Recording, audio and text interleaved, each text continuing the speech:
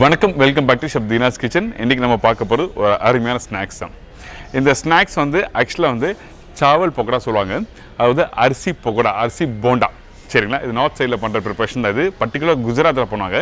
இந்த ப்ரிப்பரேஷன் பண்ணும்போது கொஞ்சம் லைட்டாக சக்கரை, கொஞ்சம் வெங்காயம், இஞ்சி, பூண்டு, அதுக்கப்புறம் உளுத்தம்பருப்பு, அரிசியெல்லாம் போட்டு பண்ணுறது தான் இந்த சாவல் பக்கோடா.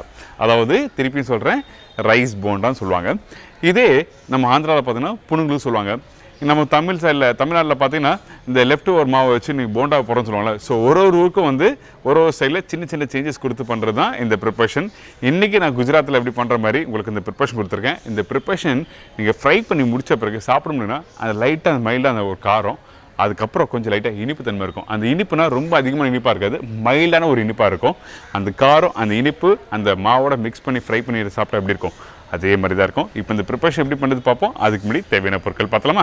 ரைஸ் பக்கோடாக்கு தேவையான பொருட்கள்: பச்சரிசி 1 கப்பு, உளுத்தம்பருப்பு 1/2 கப்பு, வெங்காயம் 2 நம்பர், பச்சை மிளகாய் 3, சாப்டு ஜிஞ்சர் 1 டீஸ்பூன், கொத்தமல்லி தேவையான அளவு, பெருங்காயம் 1/4 டீஸ்பூன், பிளாக் பெப்பர் 1/2 டீஸ்பூன், சர்க்கரை 3/4 டீஸ்பூன், சால்ட் தேவையான அளவு, எண்ணெய் ஃப்ரை பண்ணுறதுக்கு தேவையான அளவு, நெய் 1 டேபிள் ஸ்பூன். இதாங்க இந்த ப்ரிப்பரேஷன் தேவையான பொருட்கள். ஃபஸ்ட்டு நம்ம என்ன பண்ண போகிறோம்னா, இந்த பக்கோடாக்கு அரிசியும் உளுத்தம்பருப்பும் தண்ணியில் ஊற வச்சுருக்கேன்.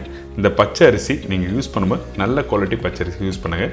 கொஞ்சம் குவாலிட்டி கம்மியாக இருந்ததுன்னா இந்த ப்ரிப்பரேஷன் ஃப்ரை பண்ணி எடுக்கும்போது உங்களுக்கு வந்து கொஞ்சம் லைட்டாக ஹார்டாக இருக்கும். அதனால் நல்ல குவாலிட்டி பச்சை அரிசி யூஸ் பண்ணுன்னு சொல்கிறோம். அதே மாதிரி உளுத்தம்பருப்பும் 2 மணி நேரம் நல்லா ஊற வச்சுருக்கேன். ஸோ ஊற வச்ச உளுத்தம்பருப்பு நம்ம அரைக்க போகிறோம். அது எப்படி அரைக்கிறதுன்னு பார்க்கலாம். ஃபஸ்ட்டு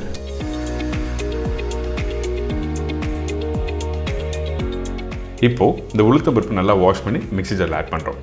இப்போ இந்த உளுத்தம்பருப்பு நீங்கள் அரைக்கிற பக்குவம் என்னன்னா, வீட்டில் நீங்கள் நார்மலாக வடை அரைப்பீங்களே, வடை அரைக்கும் போது எந்த அளவுக்கு தண்ணி ஆட் பண்ணீங்களோ அதில் பாதி அளவுக்கு தண்ணி ஆட் பண்ணால் போதும். அதிகமான தண்ணி வேண்டாம். அப்படி தண்ணி அதிகமாக இருந்தால் என்ன வேணால் உங்களுக்கு வந்து லூஸ் ஆகிடும்.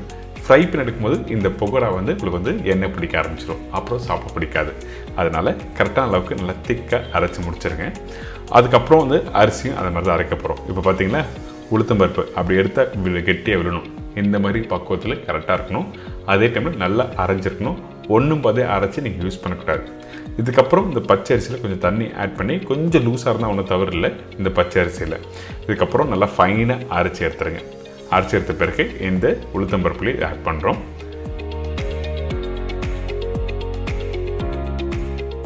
இப்போ பாருங்கள் எந்த அளவுக்கு நல்லா அரைச்சிருக்குன்னு சொல்லி காமிக்கிறேன்.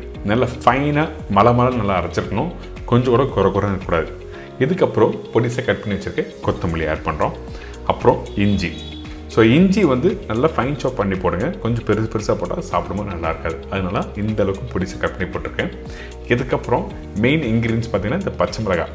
இந்த பச்சை மிளகாய் காரம் எந்த அளவுக்கு இருக்கோ அதில் வந்து 3/4 அந்த சுகர் இருக்கணும். அதனால தான் பச்சை மிளகாய் உங்களுக்கு சாப்பிடும் போது உங்களுக்கு அந்த டேஸ்ட் ஆகணும், காரம் தெரியணும், அப்புறம் மைல்டான ஒரு இனிப்பு தன்மை தெரியணும். அதனால தான் தெளிவாக உங்களுக்கு மென்ஷன் பண்ணியிருக்கேன். இப்போ பெருங்காயம் போட்டிருக்கேன். இதுக்கு பிறகு மிளகு பவுடர். இந்த மிளகு பவுடர் யூஸ் பண்ணும்போது ஃபைன் பவுடரோட கொஞ்சம் லைட்டாக குறைன்னு அரைச்ச பவுடர் யூஸ் பண்ணுங்கள். அதுக்கப்புறம் சர்க்கரை போட்டிருக்கேன்.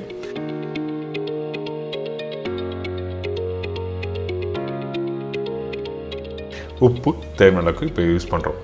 இதில் வேணும்னா நீங்கள் கொஞ்சம் லைட்டாக ஓமம் யூஸ் பண்ணலாம். ஆனால் நிறைய பேர் வந்து ஓமம் போட்டால் இதில் பிடிக்காது சொல்லுவாங்க. அதனால் நான் யூஸ் பண்ணல. வேணும்னா ஆப்ஷன் நீங்கள் யூஸ் பண்ணிக்கலாம். இதுக்கப்புறம் நெய் கொஞ்சம் போட்டிருக்கேன். நெய் எதுக்காகனா அந்த ஃப்ளேவர் எடுத்து கொடுக்கும், கொஞ்சம் ஒரு ஸ்மூத்தான ஒரு டெக்ஸ்சர் கொடுக்கும். அதனால் நெய் போட்டிருக்கோம். அதுக்கப்புறம் பொடிசாக கட் பண்ணி வச்சு வெங்காயம்லாம் போட்டு நல்லா மிக்ஸ் பண்ணுங்கள். நீங்கள் வீட்டில் வடைக்கு எப்படி மாவு மிக்ஸ் பண்ணணும் அதே மாதிரி தான் மாவு மிக்ஸ் பண்ணிக்கணும்.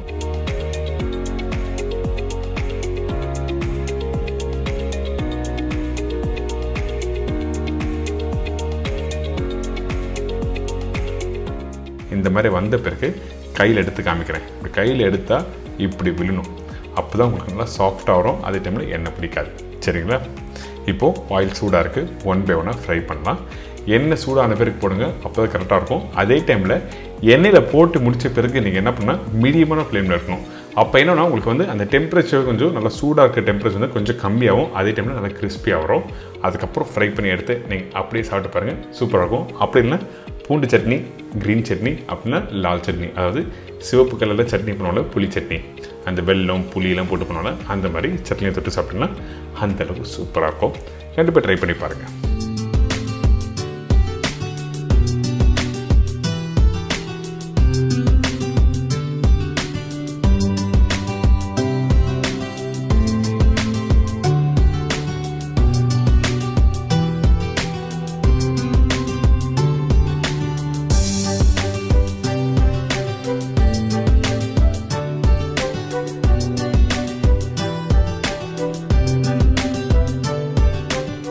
இந்த ரைஸ் பக்கோடா எப்படி பண்ணுறது எல்லாருக்கும் ஈஸியாக செஞ்சுருக்கோம். கண்டிப்பாக வீட்டில் ட்ரை பண்ணி பாருங்கள். ஒரு அருமையான ஸ்நாக்ஸ் தான், ரொம்ப ஈஸி ஸ்நாக்ஸ். நீங்கள் வீட்டில் இட்லி மாவு இருந்தால் நீங்கள் அப்படியே ஃப்ரை பண்ணிக்கலாம்.